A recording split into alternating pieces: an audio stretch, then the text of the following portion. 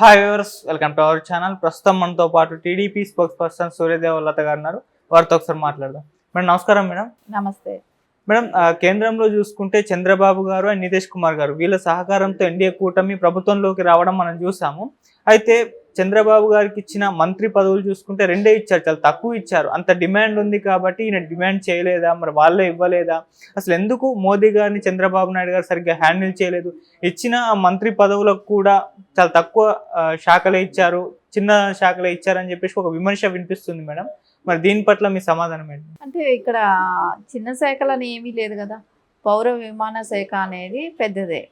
So అది international ఫ్లైట్స్కే కానివ్వండి, ఇప్పుడు ఏపీకి అవసరమైనది కూడా.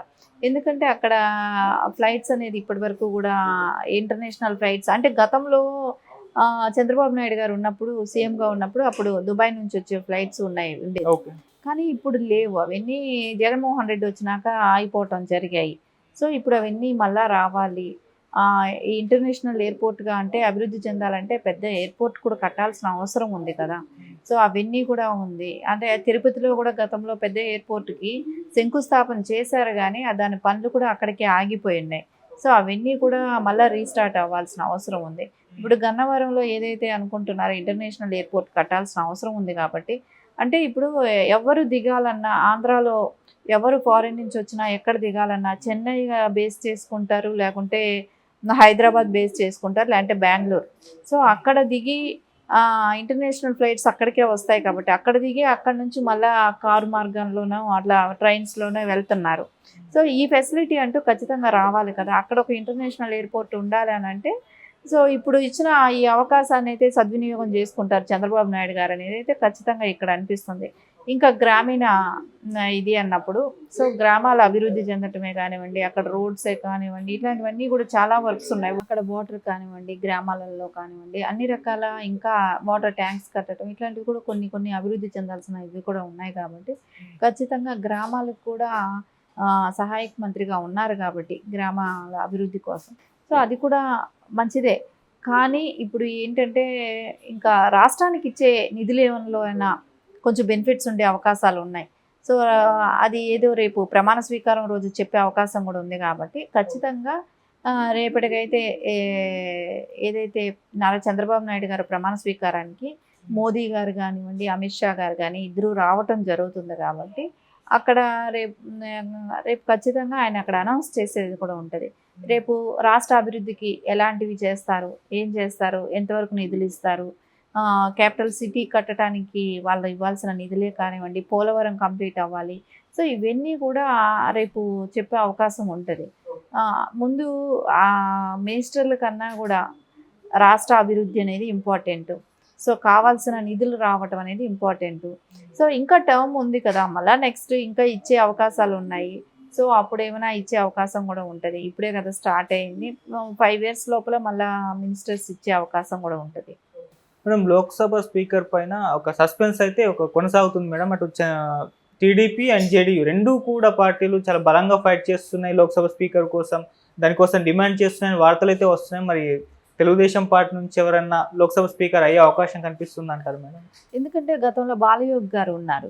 అవును. సో ఆయన లోక్సభ స్పీకర్గా ఉన్నారు. సో ఆల్రెడీ మనకు ఆ గౌరవం కూడా దక్కింది తెలుగుదేశం పార్టీలో. సో ఇప్పుడు కూడా ఇచ్చే అవకాశం ఉంటుంది. సో మెజారిటీ ఇప్పుడు లీడ్ చేసే అవకాశం కూడా తెలుగుదేశంకి ఉంది. కాబట్టి ఖచ్చితంగా తెలుగుదేశంకి ఇచ్చే అవకాశం కూడా ఉండే అవకాశం ఉంది. ఏదేమైనా రేపు ప్రమాణ స్వీకారం తర్వాత అయితే తెలుస్తుంది అనిపిస్తుంది ఎవరికి ఇస్తారు ఏంటి అనేది. మనం ఆల్రెడీ లీడ్ చేస్తున్నాము కాబట్టి మనకు వచ్చే అవకాశం కూడా ఉంది. ఒక దళితుల్ని మనం కూర్చోబెట్టాం ఆ రోజున. సో ఈరోజు మళ్ళీ అలాంటి అవకాశం కల్పిస్తే బాగుంటుంది. ఓకే మేడం, ఇటు చంద్రబాబు నాయుడు గారు కేవలం 2 కేంద్ర మంత్రితో అడ్జస్ట్ అయిపోయారు. ఎందుకు ఆయన డిమాండ్ చేస్తే ఒక 4-5 లభించేవి కదా అని చెప్పేసి అనేవాళ్ళు కూడా ఉన్నారు. అంటే ఇప్పుడు డిమాండ్ చేయకుంటే ఇంకెప్పుడు డిమాండ్ చేస్తారు? అంటే ఆ పొజిషన్ ఉంది కదా, ఆ సిచ్యువేషన్ కనిపిస్తుంది కదా. అసలు మనకు కావాల్సింది అభివృద్ధి. మినిస్టర్స్ అని అన్నప్పుడు ఏది కావాలి? అభివృద్ధి కదా మనకు కావాల్సింది. సో ఇప్పుడు ఒక 2 మినిస్టర్స్ మనం ఎక్స్ట్రా తీసుకున్న వల్ల దాని మూలన ఇక్కడ పని జరగదు కదా. సో ఉన్న అందరూ మినిస్టర్స్ కూడా మనకు పని చేయాలి. మన రాష్ట్రానికి అవసరమైనది అది. సో మనకు ఫస్ట్ కావాల్సింది రాష్ట్ర అభివృద్ధి. సో ఆ అభివృద్ధిలో వాళ్ళు పాల్పంచుకుంటారా లేదా అనేది చూడాలి ఇక్కడ. సో వాళ్ళు పాల్పంచుకుంటామని చెప్తున్నారు. సో అది జరుగుతుందా లేదని చూసి మాట్లాడటం బెటర్ కదా. ముందుకు ముందే మనం ఏదో మాట్లాడుకోవటం అనవసరమైనది ఇది ఇక్కడ. సో వాళ్ళు పనిచేస్తారా లేదా, రాష్ట్ర అభివృద్ధికి తోడ్పడతారా లేదా, సో ఖచ్చితంగా తోడ్పడతారనే దీంతోనే కదా బాబు గారు, చంద్రబాబు నాయుడు గారు ఆయనతో కలిసి వెళ్ళటం, ఎన్డీఏలో కలిసి వెళ్ళటం జరిగింది. వాళ్ళు ఖచ్చితంగా పనిచేస్తారని అనిపిస్తుంది. ఓకే మేడం, ఇటు పెమ్మసాని గారికి గ్రామీణాభివృద్ధి సహాయ మంత్రి ఇచ్చారు కదా, దాని పట్ల వైసీపీ వాళ్ళు ట్వీట్ చేశారు మేడం. 25 సంవత్సరాలు వేరే దేశంలో ఉన్న వాళ్ళకి మన గ్రామాన్ని అభివృద్ధి చేయని చెప్పేసి ఆ మంత్రి శాఖ ఇచ్చారు అని చెప్పేసి ఒక విమర్శ ట్వీట్ అయితే చేయడం జరిగింది మేడం. దానికి మీరు ఏం చెప్తారు మేడం? అంటే ఆయన పుట్టి పెరిగింది అయితే ఇక్కడే కదా. సో ఆయనకి చెప్తున్నాడు కదా, నేను ఏసీ లేక కూడా నేను బతికాను చాలా సంవత్సరాల వరకు అని కూడా చెప్తున్నాడు కదా. నాకు గ్రౌండ్ లెవెల్ ఏంటో నాకు తెలుసు అని అంటున్నాడు. గ్రౌండ్ లెవెల్లో నేను పుట్టి పెరిగిన వాడిని అని అంటున్నాడు. నేను చదువుకుంది తెలుగు మీడియం అని చెప్తున్నాడు. సో ఇన్ని చెప్తున్నప్పుడు ఆయనకి తెలియంది ఏంటి? కష్టసుఖాలు అన్నీ తెలిసిన విషయమే కదా. సో ఆయన ఎంత కష్టపడి పైకి వచ్చాడు. రేపు పొద్దున విలేజెస్లో కూడా, ఇప్పుడు అమెరికాలో కూడా విలేజెస్లో ఉంటాయి. సో ఆయనకి చూసిన అనుభవం ఉంది, అక్కడ ఎంత డెవలప్ అయిందో. సేమ్ మన విలేజెస్ కూడా మనం అలాంటి డెవలప్ చేసుకోవాలి. ఇంటర్నెట్టే కానివ్వండి, వాటర్ సోర్సెసే కానివ్వండి, రోడ్స్ కానివ్వండి, ఇలాంటివన్నీ మౌలిక సదుపాయాలన్నీ కూడా ఉంటే రేపు పొద్దున ఇప్పుడు సిటీ డెవలప్ అయిన తర్వాత అన్ని చోట నెట్ కూడా, ఇంటర్నెట్ ఉంటే ఎవరింట్లో కూర్చొని వాళ్ళు వర్క్ చేసే సదుపాయాలు ఉంటుంది. సో ఇవన్నీ కూడా ఆయన చూశాడు కదా. ఇప్పుడు రేపు ఆయన అమెరికాలో చూసిన విషయాలన్నీ కూడా ఇక్కడ చేయగలిగే అవకాశం ఆయనకు వచ్చింది. సో అవన్నీ కూడా చేస్తాడని అనిపిస్తుంది. పెమ్మసాని గారికి ఆయన మాట చెప్పి తప్పించుకునే రకం కాదు. ఆయన ఏదైతే మాట చెప్తున్నాడో ఆ మాటకి కట్టుబడి పనిచేస్తాడన్నట్టే కనపడుతుంది. సో అలాంటి వ్యక్తి ఉన్నాడనే ఒక అక్కస్తో వీళ్ళు ఏదో ఒకటి మాట్లాడటం, ఆయనకి వచ్చిన ఆపర్చునిటీని వీళ్ళు కించపరచడం కానివ్వండి, ఇలాంటివన్నీ మాట్లాడుతున్నారు. ఆయన ఏమి గ్రీన్ కార్డు తీసుకుంటుంటే సో ఈరోజు ఇక్కడ యాక్సెప్ట్ చేయరు కదా. సో గ్రీన్ కార్డు కూడా లేదు ఆయనకి. ఇక్కడ పోటీ చేసే అవకాశం వచ్చినప్పుడు, కల్పించినప్పుడు గవర్నమెంటు, అలాంటప్పుడు ఎన్నికల కమిషన్కి తెలుసు కదా ఏది వర్తిస్తుంది ఏది వర్తించదని. పోటీ చేసేటప్పుడు అన్నీ చూసుకుంటారు కదా. సో ఈరోజు వీళ్ళు మాట్లాడాల్సిన అవసరం ఏంటి? ఖచ్చితంగా ఏదో ఒక రకమైన నింద వేయటం. అట్లా అనుకున్నప్పుడు ఎవరెవరినో తీసుకొచ్చి, ఇప్పుడు మనం చాలా విషయాలు మాట్లాడుకున్నాం, సంబంధం లేని విషయాలలో కూడా ఎంట్రీ చేసిన వాళ్ళు ఉన్నారు ఇక్కడ వైసీపీలో.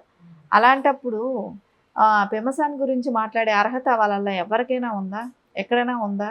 సో ఆయన చెప్పింది చేస్తాడు అనే ఆలోచన అయితే అందరిలో ఉంది. ఖచ్చితంగా ఆయన తీసుకున్న సహాయక గ్రామీణ దీనికి ఖచ్చితంగా ఆయన న్యాయం చేస్తారనిపిస్తుంది. ఓకే మేడం, మీరు రేపు ప్రమాణ స్వీకారం కాబట్టి ఒక క్లారిటీ వచ్చేస్తుందా? కేంద్రం రాష్ట్ర ప్రభుత్వ డెవలప్మెంట్కి ఎటువంటివి అనౌన్స్ చేసే ఛాన్సెస్ ఉన్నాయి అని చెప్పేసి రేపు ఏదన్నా ఒకటి జరిగే అవకాశం ఉందంటారా మేడం? ఖచ్చితంగా రేపు మోదీ గారు వచ్చినప్పుడు ఆయన చెప్తారు కదా రాష్ట్రానికి ఏం చేస్తామనేది. సో రేపు ఉంది, అవకాశం ఖచ్చితంగా ఉంది. రేపు మోడీ గారు ఆంధ్రప్రదేశ్కి వచ్చినప్పుడు నారా చంద్రబాబు నాయుడు గారి ప్రమాణ స్వీకారం రోజు ఆయన ఏపీకి ఏం చేయదలుచుకున్నారు ఏంటి అనేది అయితే ఆయన స్పష్టంగా తెలియపరిచే అవకాశం కూడా ఉంది. Okay madam, thank you so much. Thank you.